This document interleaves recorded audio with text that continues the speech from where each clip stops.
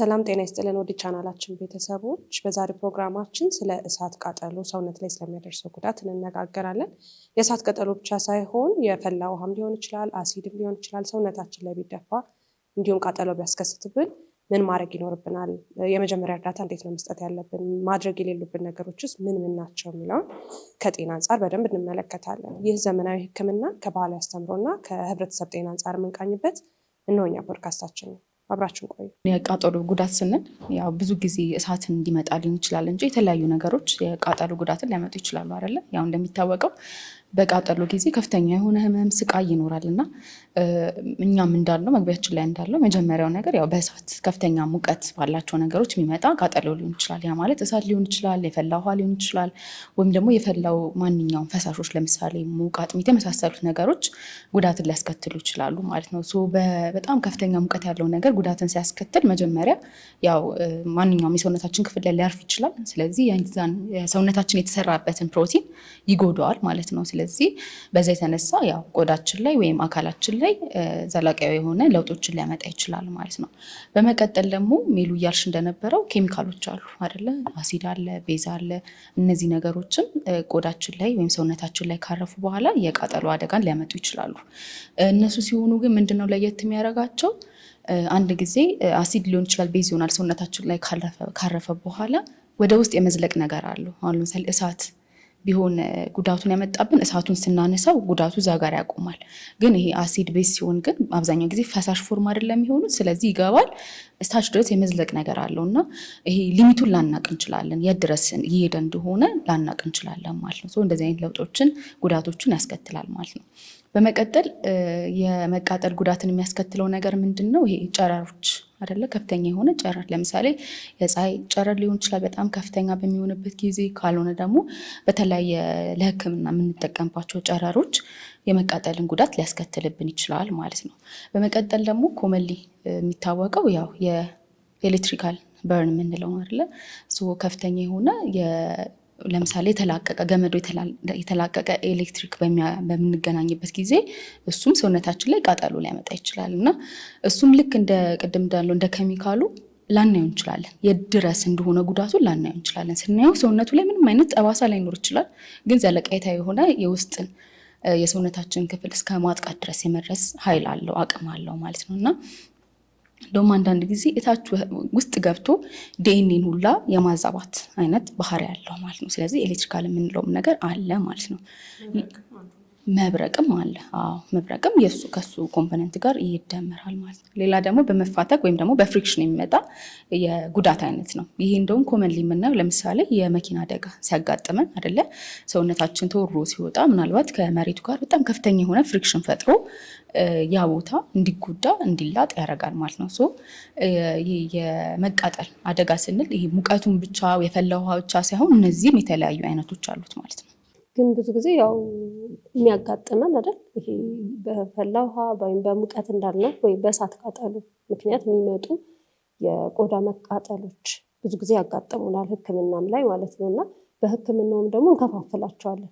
ለምን ደግሞ እንከፋፍለው? ያው ለሕክምና እንዲመቸን ትሪትመንቱ ስለሚለያይ ሐኪም ቤት ውስጥ የሚታከማለ ቤቱ ሆኖ መታከም የሚችል ሰውም ስላለ ማለት ነው። እና ስንከፋፍላቸው የመጀመሪያው ሱፐርፊሻል ወይም ደግሞ ከላይ ያለ የእሳት ጉዳት የምንለው ነው።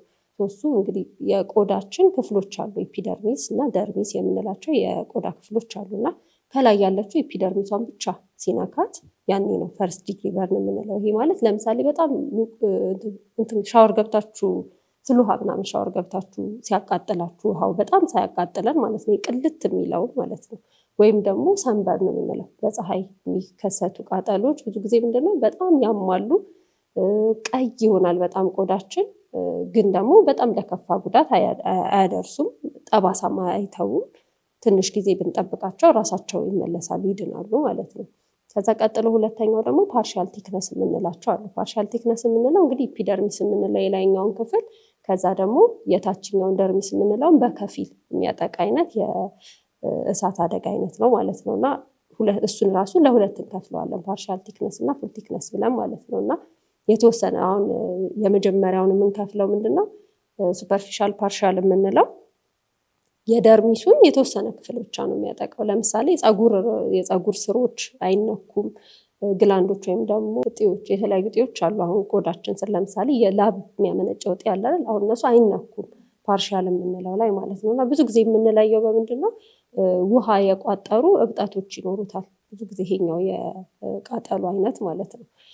ከዛ ከሱ ደግሞ ትንሽ ዘለቅ ሲል ደግሞ እሱም ፓርሻል ቲክነስ ነው የምንለው። ደርሚስን ሙሉን አይዝም፣ ግን እንደዚህ ያልኩትን የፀጉሮችን ስር ጋር የሚደርስ እና ደግሞ እጢዎቹንም ጋር የሚደርስ ማለት ነው። ስለዚህ በዚህ ሰዓት ምንድን ነው የሚሆነው? ህመሙ እየቀነሰ ነው የሚመጣው። ጉዳቱ በጣም እየጨመረ በሄደ ቁጥር ህመሙ፣ አሁን ቅድም ኤፒደርሚስ ያልነው የመጀመሪያው ደረጃ በጣም ህመም አለው፣ ከፍተኛ ማቃጠል አለው፣ ሲነካ በጣም ያማል። ፓርሻል ያልነው ግን የመጀመሪያው ደረጃ ሲሆን የተወሰነ ህመም አለው። ሁለተኛው አይነት ፓርሻል ከሆነ ፀጉሮቹን እጢዎቹን የሚነካው አይነት ከሆነ በጣም ካልተጫነው በስተቀር ህመም ላይሰማቸው ይችላል እና ብዙ ጉዳት አልደረሰብኝ ሆነ የሚል አይነት ስሜት ሊኖራቸው ይችላል። ምክንያቱም ሁለቱም በተመሳሳይነት ውሃ ይቋጥራሉ፣ ፓርሻልም ያልነው ያኛውም ማለት ነው። ከዛ በሶስተኛ ደረጃ ደግሞ የምንለው ፉል ቲክነስ የምንለው ነው። ሁለቱንም ኤፒደርሚስም ደርሚስ የምንለው ቆዳ የምንለውን በሙሉ ክፍል ነክቶ እንደውም ከታች ያለውን ሁላ ፋት ቅባታማ ነገር ስብ ነገር አለ ከታች ከቆዳ በታች ማለት እሱን ሁሉ የሚነካው ክፍል ነው ማለት ነው ፉል ቲክነስ የምንለው። ይሄኛውን የምንፈራው ለምንድን ነው? ሙሉ ለሙሉ ኢሽካር የምንለው አይነት ድርቅ ያለ አይነት ቆዳ ይፈጥራል ከስር ማለት ነው። እና ህመም የተወሰነ አይኖረውም፣ ጫን ካላልነው ይሄኛውም ህመም አይኖረውም። ግን በተለይ እጃችን ላይ እግራችን ላይ ሙሉ ክፍል ክብ ሆኖ የሚይዝ አይነት ከሆነ ምንድነው ደም እንዳይተላለፍ ስለሚያደርግ ያ ወዲያው ካልታከመ ከታች ያለው የእግር ወይ የእጅ ክፍል ሊሞት ይችላል ማለት ነው። መጥቆር፣ መሞት አይነት ነገር አደጋዎችን ሊያደርስ ይችላል። ሌላው አራተኛው ፎርዝ ዲግሪ የሚባለው ከቆዳ አልፎ አጥንትን ወይም ደግሞ ሌላ ኦርጋኖችን የሚነካ በጣም ከፍተኛ የቃጠሎ አደጋ ሲደርስ አንዳንዴ እንደዚህ ያጋጥማልና የተለያዩ አካሎችን ቆዳንም አልፎ ገብቶ የተለያዩ አካሎችን ከጎዳ ደግሞ ያንን ፎርዝ ዲግሪ በርን እንለዋለን። በጣም ከፍተኛ ሕክምና በቶሎ የሚፈልግ አይነት የቃጠሎ አይነት ነው ማለት ነው። ቃጠሎቹን እንደዚህ መከፋፈል ያስፈለገ ምክንያት አለ አይደለ?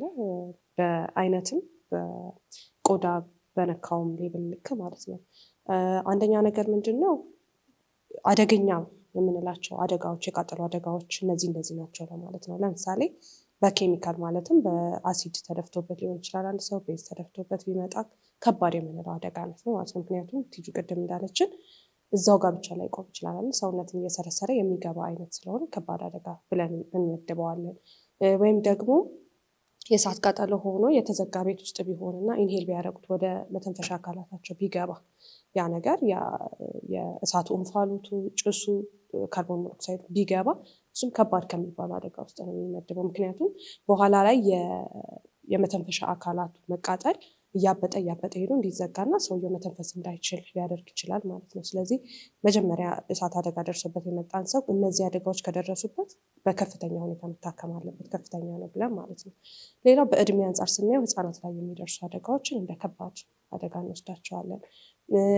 ብሩኪ እንዳብራራሹ ደግሞ የሚይዛቸውን ቲክነሶች የቆዳችንን ሌየሮች እያየን ደግሞ በጣም ከባድ የምንለው ለምሳሌ ወደ ታች በገባ ቁጥር ከባድ የምንለው ነገር ይሆናል። ምክንያቱም ለመዳን ጊዜ ይፈጀበታል። እዛ ጋር ያሉት ነርቮች ምኖች ሊሞቱ ስለሚችሉ ከሌላ ቦታ አምጥተን ከሌላ ጤነኛ የሰውነታችን አካል ወስደን እዛ የተቃጠለው ቦታ ላይ ማድረግ ሊኖርብን ስለሚችል ይህም ከባድ የምንለው ነው የሚሆነው ማለት ነው። ሌላው ደግሞ የሚይዘው የሰውነት አካል ምን ያህሉ ተቃጠለ የሚለውን ፐርሰንቴጅ ደግሞ እናያለን። እነሱ የተለያየ ፎርሙላዎች አሉ። ለምሳሌ ሩል ኦፍ 9 ወይም 9 ህግ የምንለው አለ አይደለ? ስለዚህ ለምሳሌ አንገትና ጭንቅላት ቢቃጠል 9% እንላለን፣ ደረት ቢቃጠል 18%፣ ጀርባ 18%፣ ሙሉ እግራችን 18% የምንለው አለ፣ እጃችን 9% ብለን እንደዛ እንመድብና በተለይ ለአዋቂ ሰው ማለት ነው እንደዛ መድበን፣ ስለዚህ በዛ ልክ ከአዋቂዎች ላይ ከ20 እስከ 25 ከሆነ ወይም ከዛ በላይ ማለት ነው የሆነ ከሆነ ከባድ አደጋ ደርሷል እንላለን። ህፃናት ላይ ደግሞ ከ15% በላይ ከሆነ ከባድ አደጋ ደርሷል እንላለን ማለት ነው። አንዳንዴ በመዳፍም ሊለካ ይችላል። መዳፋችንን እንደ 1% ወስደን ስለዚህ የሰውነቱ ምን ያህል ፐርሰንት ተቃጥሏል የሚለው ይህም ማድረጋችን ጥቅሙ ምንድን ነው? እሳት አደጋ ሲፈጠር ወይም ቃጠሎ ሲፈጠር የሰውነታችን መከላከያ መንገዶች ይፈርሳሉ ማለት ነው አይደል? ስለዚህ አንዱ ቆዳ ጥቅሙ ምንድን ነው? ውስጥ ያለውን ፈሳሽ ነገር ወደ ውጭ እንዳይወጣም ይዘጋልን ነገር። ስለዚህ በቃጠሎ ምክንያት ደግሞ እነዚህ ነገሮች ወደ ውጭ መውጣት ይጀምራሉ። ስለዚህ በፐርሰንቱ ልክ የሚሰጣቸው በተለምዶ ግሉኮስ የምንለው ወይም ከውጭ ፈሳሽ የምንሰጣቸው ነገር ይኖራል ማለት ነው። እሱን ለማየት ምን ያህል ጉዳቱ ለማገገም ጊዜ ይፈጃል የሚለውን ለማየት ከዛ ደግሞ ህመም አለው የለውም የህመም ማስታገሻዎቹን ቅድም እንደተነጋገርነው ደግሞ ከሌላ ቦታ ተወስዶ መተካት ይኖርበታል ወይ፣ የመተንፈሻ አካላቸው ሳይዘጋ በፊት ቀድመን ማድረግ የሚኖርብን ነገር አለ ወይ የሚለውን እነዚህ ይነግሩናል ማለት ነው። ሌላው እንደ ከባድ የምንወስደው ፐርሰንቱ ትንሽ ቢሆንም የደረሰው አደጋ ምንም አይነት ቢሆን ፊት ላይ የደረሰ አደጋ ከሆነ፣ እጅ ላይ የደረሰ አደጋ፣ እግር ላይ ወይም ደግሞ ከባድ የሆኑ መገጣጠሚያዎች ላይ የደረሰ ከሆነ ምክንያቱም በኋላ ላይ ሲድኑ ምን እንፈራለን መገጣጠሚያ ላይ በተለይ ከሆነ ላይዘረጉ ይችላሉ፣ እንደዛው ተሰብስበው ሊቀሩ ይችላሉ የሚለው ፍራቻ ስላለ በነዛ ምክንያት እነዚህንም እንደ አደገኛ የእሳት ቃጠሎ ወይም ደግሞ ቃጠሎ አጠቃላይ ብለን እንወስዳቸዋለን ማለት ነው። ስለዚህ የእሳት አደጋ ሲደርስ ምን አይነት ነገሮችን እናድርግ ከተባለ የመጀመሪያው ነገር እንግዲህ የተቃጠለውን ሰውዬ እሳት ካለበት ቦታ ማራቅ ነው አይደለ? መጀመሪያ ስቴፕ ለምን የበለጠ አደጋ እንዳይደርስ የበለጠ ጉዳት እንዳይደርስበት ማድረግ ነው የሚሆነው።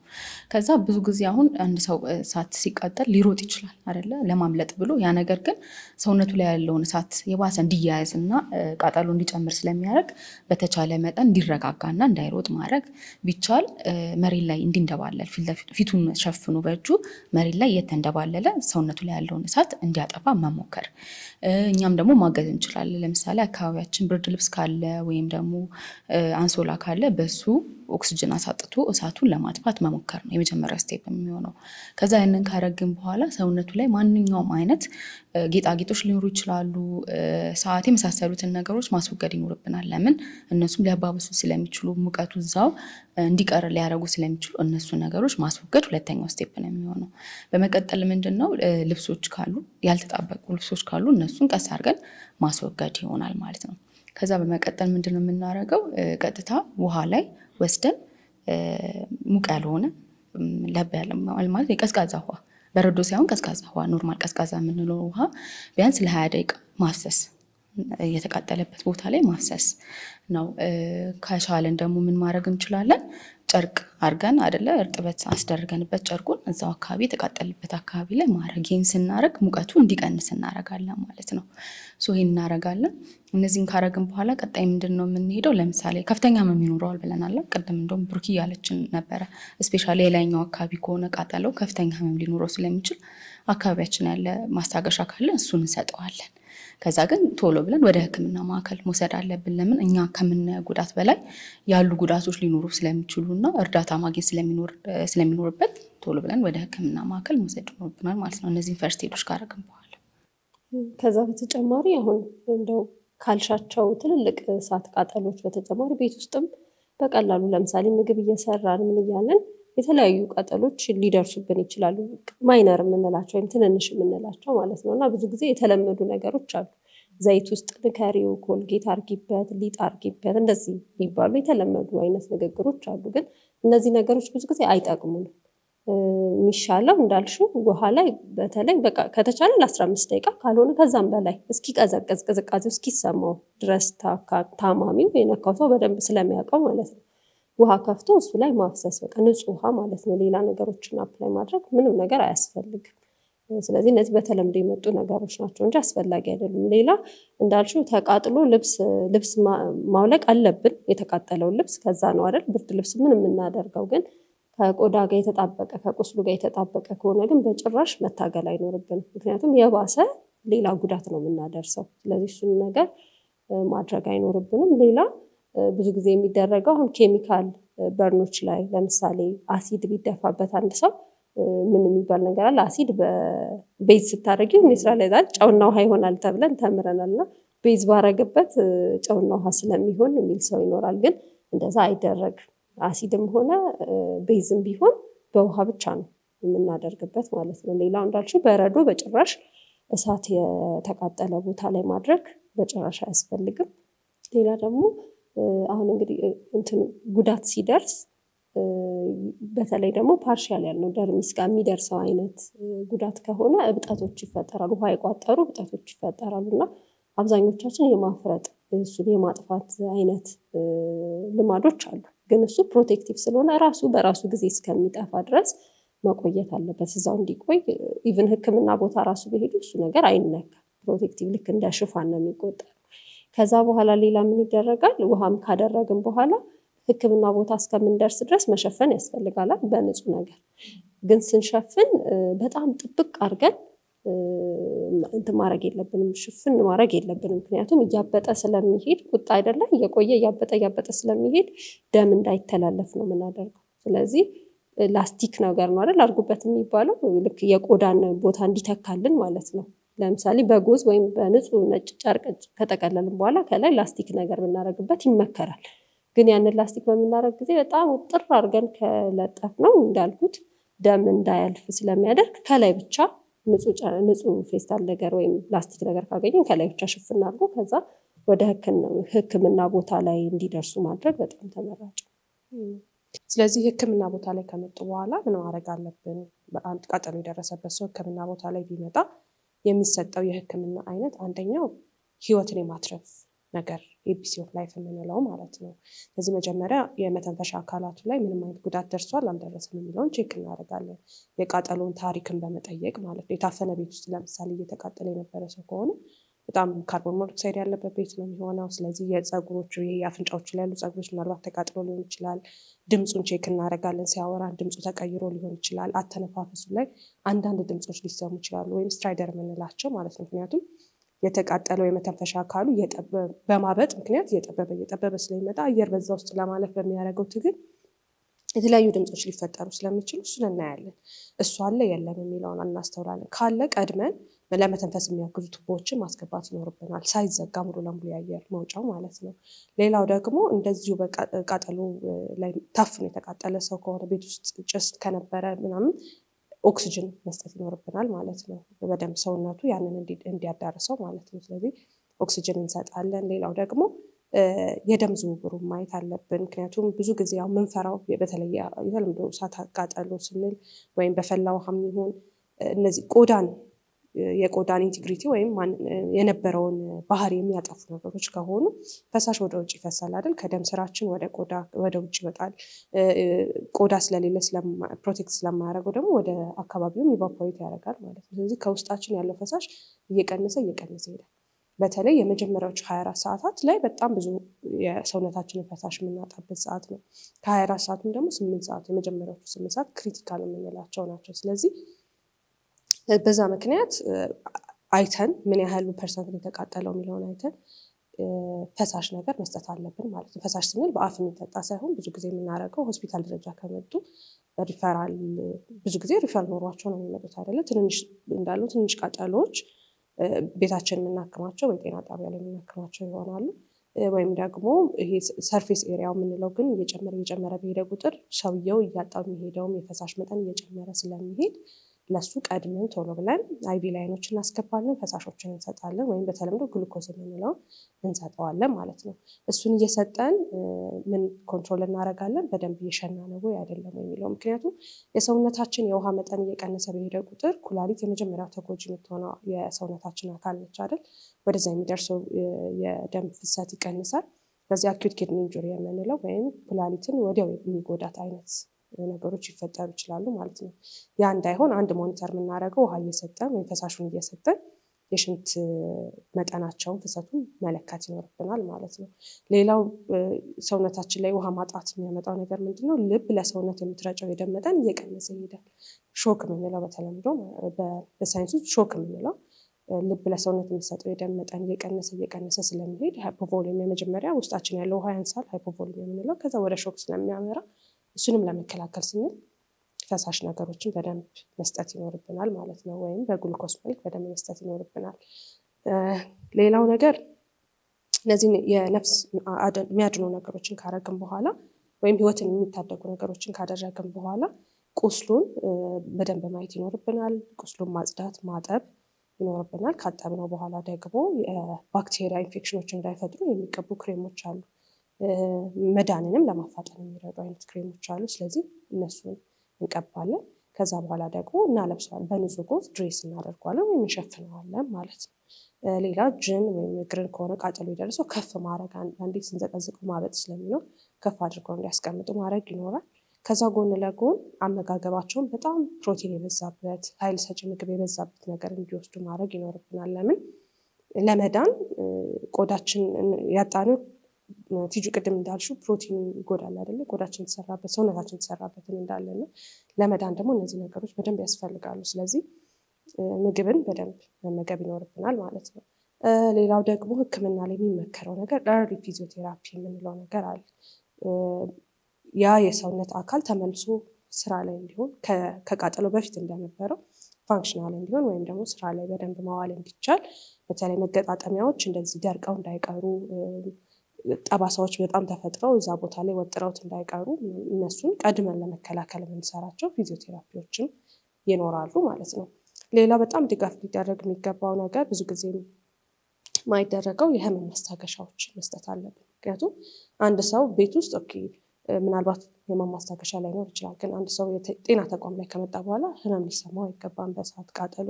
ምክንያቱም በቀን አንዴ አትሊስት ይታጠባል ያቆስል አይደለም። ስለዚህ የዛኔ በጣም ህመም ይኖራል። ቀኑ ሙሉ ሲውሉ ህመም ይኖረዋል።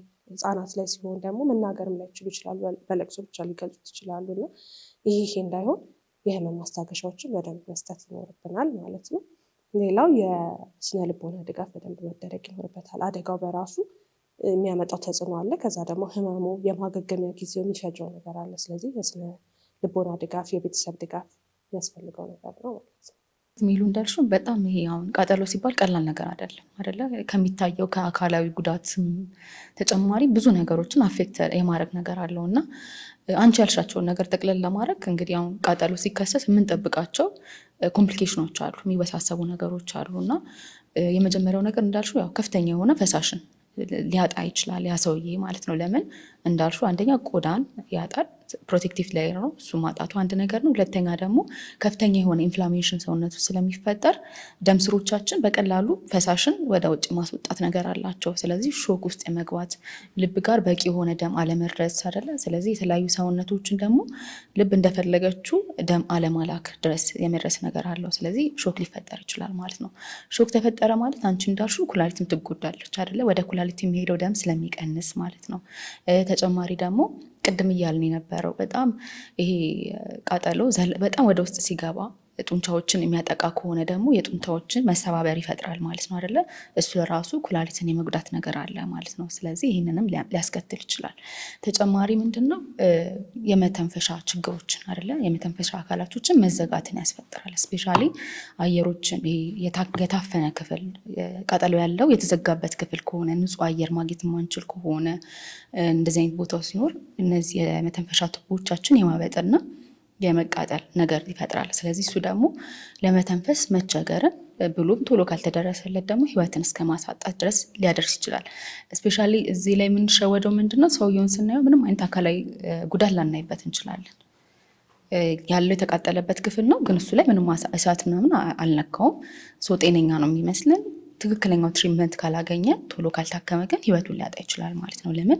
ይሄ እዚህ ጋር የሚኖረው እብጠት የሚታይ ስላልሆነ ማለት ነው። እንደውም ሰዎች ሰውን ለማዳን ወደ ተቃጠለ ክፍል ወደ ተቃጠለ ቤት ይገባሉ ብዙ ጊዜ እና በዛ ሰዓት ያው እሳቱ አልነካንም ነው እነሱ የሚያስተውሉት ነገር ማለት ነው። ግን ብዙ ጊዜ እነዚህ ሊያድኑ የሚገቡ ሰዎች ናቸው በትንፋሽ በጣም ስበውት፣ ምክንያቱም በጣም እሳት እየተቃጠለ ስለሆነ ያንን ሰው ለማዳን እና ስናድንም ቅድም ፈርስት ኤድ ላይ ያልተናገረው ነገር የሚያድነውም ሰው ራሱን ፕሮቴክት ማድረግ አለበት። መጀመሪያ ራሱን በማይጎዳ መልክ ነው ሌላን ሰው ማዳን ያለ። እውነት ነው። ስለዚህ እንደዚህ አይነት ጥንቃቄዎችን ማድረግ ግዴታ ነው ማለት ነው። እነዚህ አይነት ነገሮችን እናያለን። ከዛ እየቆየ ሲመጣ የምናያቸው ነገሮች ምንድን ነው?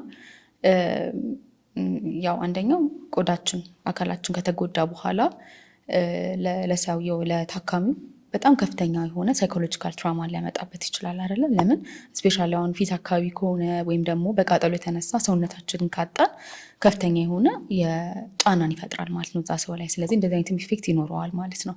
ተጨማሪ ደግሞ ምንድን ነው ያለው የእሳት አደጋ ደርሶብን ሕክምናውን አግኝተን ግን ቅድም እንዳለችው ሚሉ ፊዚዮቴራፒ ሕክምና ማናገኝ ከሆነ ሰውነታችን ደርቆ እንዲቀር ያደርጋል። ስፔሻሊ እጅ እግር አካባቢ የመድረቅ ነገር። ስለዚህ እንደፈለግን እንዳንንቀሳቀስ እንደፈለግን እጆቻችን ሰውነታችን እንዳናዝ የማድረግ አይነት ነገር አለው። ስለዚህ ኮንትራክቸር የሚባለው ነገር ሊፈጠር ይችላል። ሌላው ከእሳት አደጋ በኋላ የምናስተውለው ምንድን ነው? ስፔሻሊ ጥቁር ሰዎች ላይ እንደኛ አይነት ከለር ያላባቸው ሰዎች ላይ ጠባሳው ሲድን ያለው ጠባሳ በጣም የገነንና የሚረብሽ አይነት ጠባሳ ሆኖ የማለፍ ነገር አለው። ተደራራቢ የሆነ ኮላጅን ፕሮዳክሽን ስለሚኖረው ከፍ ያለ ጠባሳ ይኖረዋል ማለት ነው። እሱም ያው ራሱ ያለው ሳይኮሎጂካል ኢፌክት ይኖረዋል ማለት ነው። ከዛ ተጨማሪ እነዚህ ሰዎች ለዲፕሬሽን፣ ለአንዛይቲ፣ ፒቲኤስዲ ይጋለጣሉ። ያ ማለት ያጋጠማቸውን ትራውማ አይደለ የእሳት አደጋ በየቀኑ ሊኖሩት ይችላሉ። እንደ አዲስ ኤክስፔሪንስ እያደረጉት ማለት ነው። እየተደጋገመ ሊመጣባቸው ይችላል እና በጣም ይሄ ከፍተኛ የሆነ ኮምፕሊኬሽን አለው ማለት ነው። ይሄ ካለው አካላዊ ከምናየው ነገር ውጭም ሰውየው ላይ የሚያኖረው ዘለቄታዊ የሆነ ህመምን ሊኖር ይችላል ማለት ነው። ከዛ በተጨማሪ ምንድነው ህመም አይደለ ስፔሻሊ ነርቮች ተጎድተው ከሄዱ ካለፉ ረጅም ጊዜ የሚኖር ህመም ይኖራቸዋል እና ለረጅም ጊዜ ምናልባት የህመም ማስታገሻም ሊያስፈልጋቸው ይችላል ማለት ነው። እና እንደዚህ አይነት ነገሮች ይኖራል ማለት ነው። እሳት አደጋ ግን እንደው አንዳንዴ እኛ እንዳወራ ነው በአደጋ ነው አይደል ብዙ ጊዜ ግን አንዳንዴ ደግሞ ኢንቴንሽናሊ ሰው ፈልጎም የሚያደርግበት ጊዜ አለ። አሲድ ተደፋባቸው ምናምን የሚባሉ ሰዎች መቼም ብዙ ጊዜ ሰምተናል አይደለም። ሌላ ደግሞ ምንድነው ህፃናት ላይ አሁን ህፃናት እንደ መቅጫ አድርገው የሚጠቀሙት ሰዎች አሉ እና ብዙ ጊዜ እንደውም ሕክምና ላይ ያለ ሰው በጣም ማስተዋል ያለበት አንድ ህፃን በተለይ ደግሞ በተደጋጋሚ በእሳት አደጋ የሚመጣ ከሆነ ወይም ደግሞ እንደው አቀጣጠሉ ራሷን ድንገት የተቃጠልሽው መቃጠል እና ሆነ ተብሎ የተቃጠለ አይነት እሳት ያስታውቃል አይደል። ለምሳሌ እጁ አሁን እንደዚህ ልክ ግላቭ የምንለው ነገር አለ። እጁን ኢመርስ አድርገውት እጁን ክትት አድርገውት አይነት ነገር የተቃጠለ ልጅ ሊመጣ ይችላል ሕክምና ላይ ወይም ደግሞ የተደበቁ ቦታዎች እሳት እንደው ሊያገኛቸው ይችላል ብለን የማናስብባቸው አንዳንድ የተደበቁ ቦታዎች ላይ ደበቅ አድርጎ ለመቅጣት አይነት ነገር እንደሱ የሚደረጉ እንደዛ በአቢዩዝ የሚመጡ ብዙ ህፃናት አሉ። በጣም እዚህ ጋር የቃጠሎ ህክምና የሚሰጡ ሐኪሞች ላይ በጣም አትኩሮት ማድረግ ይኖርባቸዋል ማለት ነው። ምክንያቱም እነዚህ ልጆች ዛሬ ይህንን እሳት አሁን ዛሬ የተቃጠሉትን አክመን ወደ ቤት ብንልካቸው ተመልሰው ደግሞ በሌላ ቃጠሎ ወይ በሌላ አደጋ ወይም ደግሞ ህይወታቸውን ማጥተው ሊሆን ይችላል በሚቀጥለው የምናገኛቸው እና ስለዚህ በጣም ጥንቃቄ የሚፈልግ ነው። ሌላው ይሄ እቃዎች የተቃጠሉበት ቦታዎቹ ነው አንደኛ የሚለያቸው። ሁለተኛ ደግሞ የሚቃጠሉበት እቃ በተለይ ብዙ ጊዜ አሁን በሲጋራ የመተርኮስ አይነት ባህሪ ያላቸው ሰዎች አሉና ባይዚ ለቅጣት ብቻ አይደለም ይሄ ነገር አንዳንዴ የስነ አእምሮ ህመም ሊኖርበት ይችላል። ይሄ ኬር እያደረገ ያለው ወላጅ እንደዛ አይነት ችግር ሊኖርበት ስለሚችል ለሱም ህክምና የምንሰጥበት እድልም ሊሆን ይችላል እያገኘን ያለ ነው እና እነዚህ ነገሮችን በጣም ማስተዋል ያስፈልጋል። የዛሬው ፕሮግራማችን ይሄንን ይመስል ነበረ። ሰብስክራይብ፣ ላይክ፣ ሼር፣ ኮሜንት ማድረግ አይረሳ። መልካም ቆይ